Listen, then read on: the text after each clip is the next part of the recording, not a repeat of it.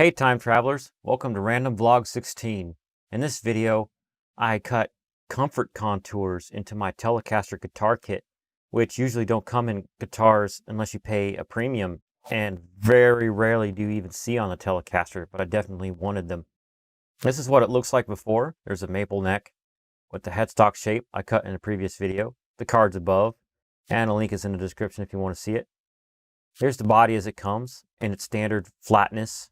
It's mahogany, if you were asking, and I got it from stewmac. I printed out some pictures of Telecaster contours I found online. Some are from a replacement body Warmoth sold, and the others are from an article I found by Younce. You can see that I failed to save ink and print in black and white for the first few pages, and I had to mash cancel on my printer a whole bunch of to stop burning a hole in my pocket. I had trouble finding the best and easiest tool to do the cutting on the guitar body until I found a video by Solo Music Gear where they use something called a Shinto Rasp, which is just a rasp by the company called Shinto. Spoilers, it was awesome.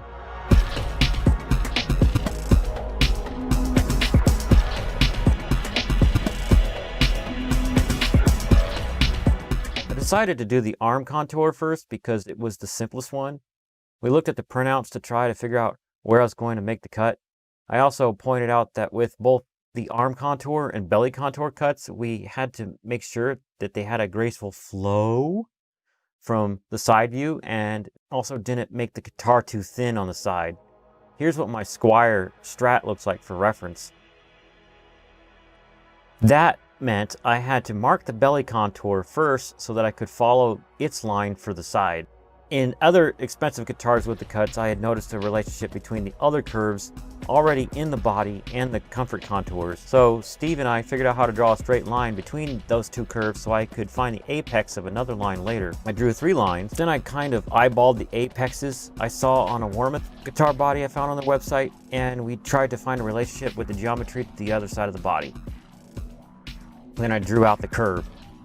Sorry for the camera shaking you'll see here. It was Steve's dog. Put some dog emojis in the comments, because reasons. Here you can actually see the lines I drew. You should maybe pause it here if you're doing this project yourself. With that line drawn, we could actually discuss how shallow we were going to make the wood where the two contours were in relationship with each other.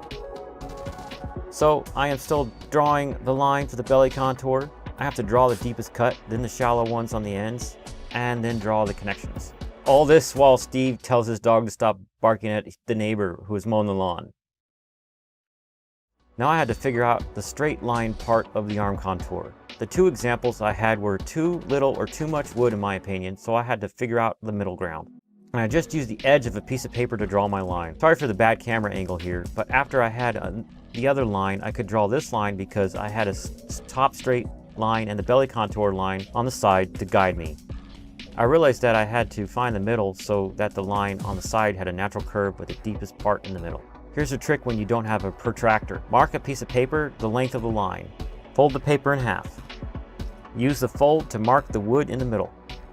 Then you can use your line with a piece of paper as a right angle to find the middle at the other end and draw the line.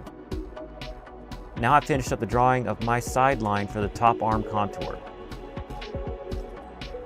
The final drawing I had to do was for the heel contour. This is the back of the body where the neck is mounted. This mod makes it easier to play the really high notes. Again, the Warmoth pics I found were too conservative. The other one from Younce's article was too aggressive for me, so again I was trying to find the middle ground. I drew some lines, then found where I wanted the middle to be. Then I showed Steve how deep I wanted the chamfer, the angle at. I bought some shorter neck screws from Warmoth that are made for the contoured heel. The difference in length between them and the original screws would tell me how much I was allowed to take off. Sorry for the angle here, but I'm drawing a line on the side where the angle will be cut. This is the side where your wrist wraps around while playing. I actually had just held the screws next to each other and held the longer one with my fingers at the point where the shorter one ended. You can actually use tape for this. Then Steve clamped down the body for the first cut, the arm contour, while I laid out the examples. The camera on a smaller tripod is all shaky, sorry. Here's a couple of angles so you can see how this cut is done. It's fairly straightforward. Every now and then you need to check your work to adjust the angle as needed.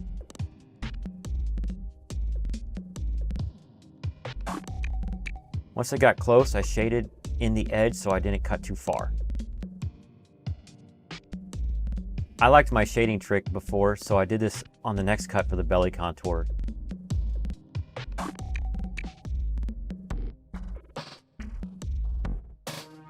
Here's a couple of cutting angles I did. After that cut was done, this is what it looks like from the side. See how I tried to make the top and bottom cuts parallel to each other on the side? It was actually about this part that I realized I forgot my stewmac apron at home.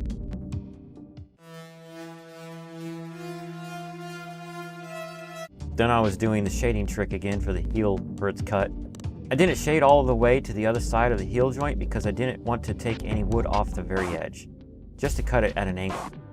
The rasp is too wide, which means I'm going to have to finish this cut up later with a rotary tool and sanding drum. That's fine, I guess, because I also forgot the sanding blocks and the screw wax anyways, so I couldn't finish sanding down and test fitting that on that day. But here's what I've got so far so you can get a good look at it.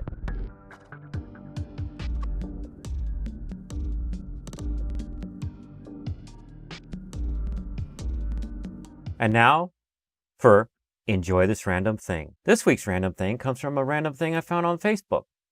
It's an ad from the 60s or something. Check it out. It says, keep babies safe with a Lullababy car hammock. Like, lol. Why would you ever put your baby in a hammock in the car? That doesn't seem safe to me. Got my fatherly side coming out and getting upset right now. And now, dad joke time. This one comes from a text message from my dad. He's sending me these things all the time. It says, I was going to tell you a joke about boxing, but I forgot the punchline. Not very many videos are coming out on my channel this week, and that's because Charlie and I have been shooting a lot of scenes for sci-fi episodes that are going to be coming out on my channel the next few weeks. If you're not subscribed yet, get subscribed so you can see them. Obviously, one of them is going to have Emo Me, which was introduced at the end of Old Man Rob. He got a kick out of it. Hey, quick cut to future me. Charlie was playing Roblox on his tablet, and he was using this generic PlayStation 4 controller, and it wasn't working, so he was just playing by touching the screen, and he wasn't doing that good at it. And shut up about the black nail polish. You have to watch the Halloween episode to understand. That's coming out next week. But I was like, doesn't this game work on a PC? And he says yes. And I'm like, I have a PC in my living room that would play that game. And so look what he's doing 10 minutes later. Play the game, play the game. That barely took any time to load. Oh, what's that? Sweet. This is cool. Enjoying the game on a TV. All right, back to the main video. That's it for this video. Why don't you, I'll go like this. Why don't you go up here to see Old Man Rob, and then down here, I'm gonna put my previous guitar video, and then you can subscribe to my channel down here, and you can check me out on Twitter and Instagram over here. Thanks, bye. Random Charlie stuff.